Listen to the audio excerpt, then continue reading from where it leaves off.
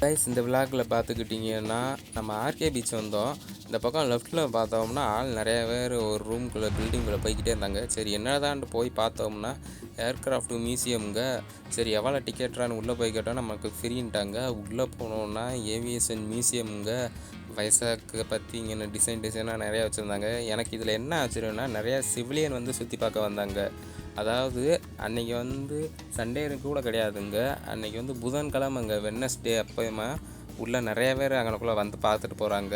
அப்படிங்கும் போதில் தான் நிறையா மக்களுக்கு வந்து அதை பற்றி தெரியலை. டிஃபென்ஸில் வந்து இந்த மாதிரிலாம் இருக்கும், இந்தந்த எக்யூப்மெண்ட்லாம் வச்சுருப்பாங்கன்றது அதை பார்க்குறதுக்கு ஆர்வமாக வந்து போகிறாங்க. அவங்க யூஸ் பண்ணுற யூனிஃபார்மு, அந்த ஏரோப்ளேனோட பார்ட்ஸு, அவங்க உள்ளே வச்சுருக்கிற எல்லாத்தையுமே டெமோ வச்சுருந்தாங்கங்க.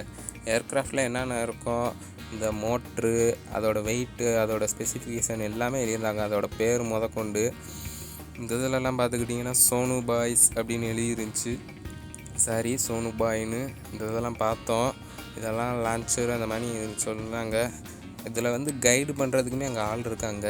ஆனால் நம்ம போன நேரம் அங்கே அவங்க இல்லை. அதாவது நம்ம ரொம்ப லேட்டாக தான் போனோம் கடைசியாக. அப்புறம் இங்கே பார்த்துக்கிட்டிங்கன்னா அந்த ஏர்க்ராஃப்டில் வச்சுருக்கிற இன்ஜினை பார்த்தவங்க, இன்ஜினோட பார்ட்ஸு இது, அதாவது அந்த மோட்டரோட கனெக்ட் பண்ணுற பார்ட்ஸுன்னு எழுதிருந்துச்சு. அந்த பக்கம் அந்த இன்ஜினை வச்சுருக்காங்க. அது வந்து கேமராக்குள்ளேயே வரலைங்க.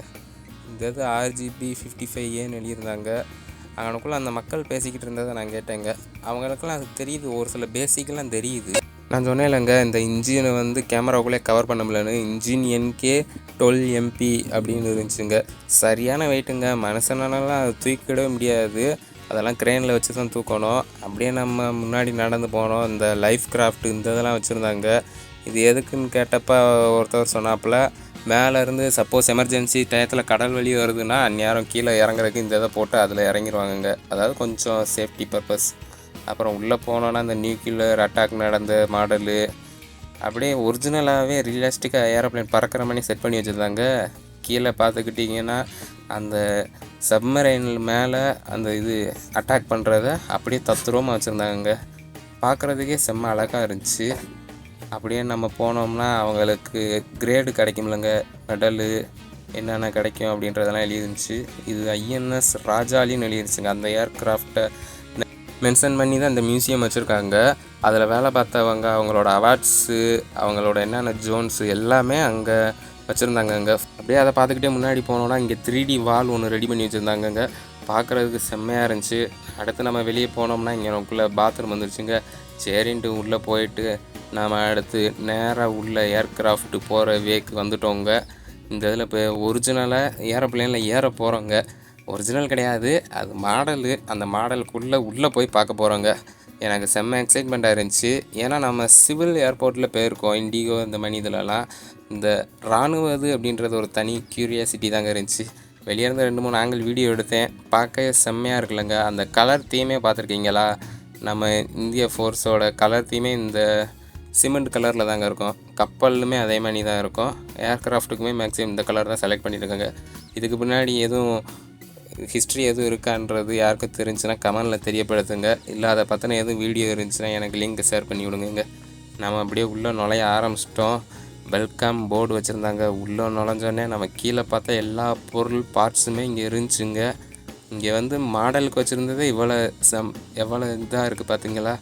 எதையும் தொடக்கூடாது, வெட் பெயிண்ட்டுன்னு வெளியே வச்சுருக்காங்க. ஒரிஜினலாக உள்ளே போனோன்னா செம்ம க்யூரியாசிட்டியாக இருக்குங்க. வாய்ப்பு கிடச்சா அங்கேயும் போய் பார்க்கலாம். உள்ளே நம்ம போனோம். முன்னாடி பாருங்களேன், வீடியோவிலேயே ஒருத்தவங்க ஃபேமிலியாக பார்க்க வந்திருக்காங்க, ஹஸ்பண்டும் ஒய்ஃபும். நம்ம கீழே பார்த்தா எல்லாமே இந்த சோனுபாய் இந்த மாடல் எல்லாமே இங்கே உள்ளே ஃபிட் பண்ணி வச்சுருக்காங்க.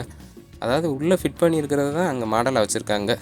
பொதுவாக சொல்ல போனோன்னா முன்னாடி அந்த அக்கா வேறு ஹிந்திலேயே பேசிகிட்டு போனாங்க. எனக்கு ஒன்றுமே புரியலை. அவங்க எனக்கு தெரிஞ்சு டிஃபென்ஸ் பேக்ரவுண்டாக இருக்கும்னு நினைக்கிறேன். அவங்க அதை பற்றி பேசிட்டு போகிறாங்க.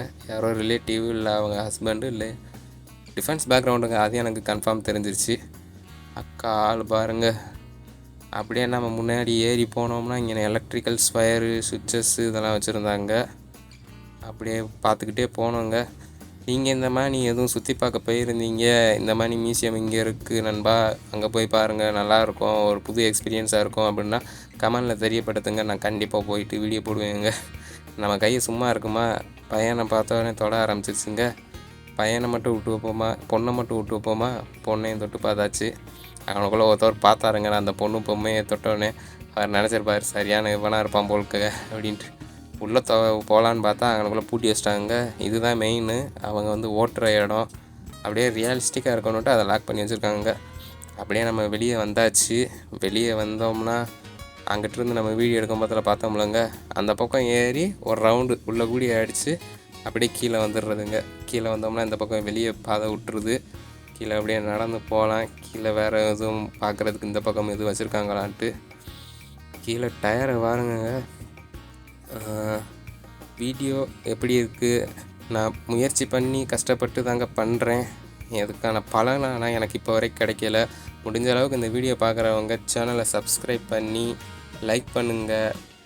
உங்களோட தெரிஞ்ச ஃப்ரெண்ட்ஸ்க்கு ஷேர் பண்ணுங்கள், சப்போர்ட் பண்ணுங்கள் நண்பர்களே. நம்ம அப்படியே வெளியே வந்தோம்.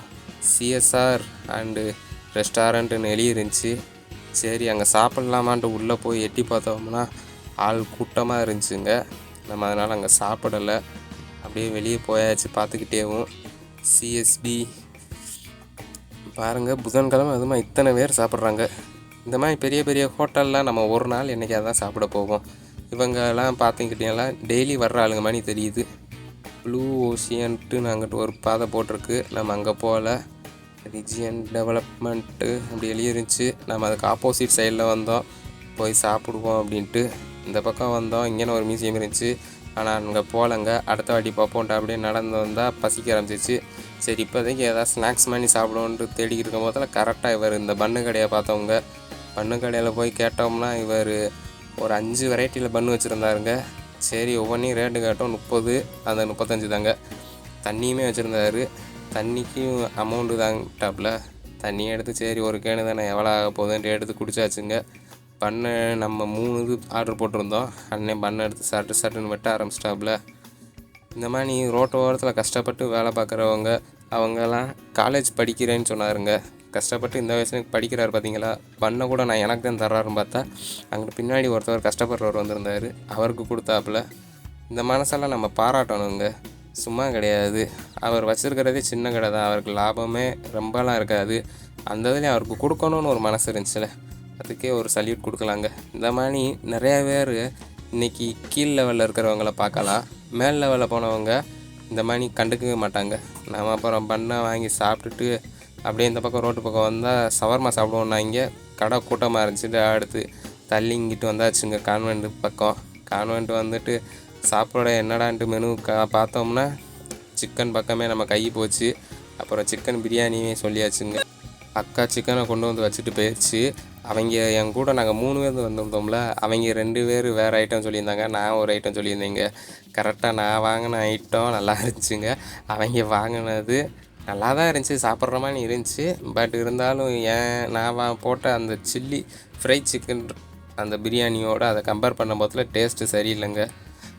ரேட்டு பார்த்துக்கிட்டிங்கன்னா இங்கே மேக்ஸிமம் வைசாக்கில் எல்லா கடையிலையுமே 200 170 தாங்க போடுறாங்க. பட் குவான்டிட்டி அந்தளவுக்கு இல்லை. இந்த மாதிரி நீங்கள் எத்தனை பேர் ஃப்ரெண்ட்ஸோட ஜாலியாக சுற்றிக்கிட்டு இந்த மாதிரி டைம் பாஸ் பண்ணுவீங்க அப்படின்றத கமெண்டில் தெரியப்படுத்துங்க. முடிஞ்ச அளவு நம்ம சேனலை சப்ஸ்கிரைப் பண்ணி லைக் ஷேர் பண்ணி சப்போர்ட் பண்ணுங்கள் நண்பர்களே. தொடர்ந்து பயணிப்போம். நன்றி.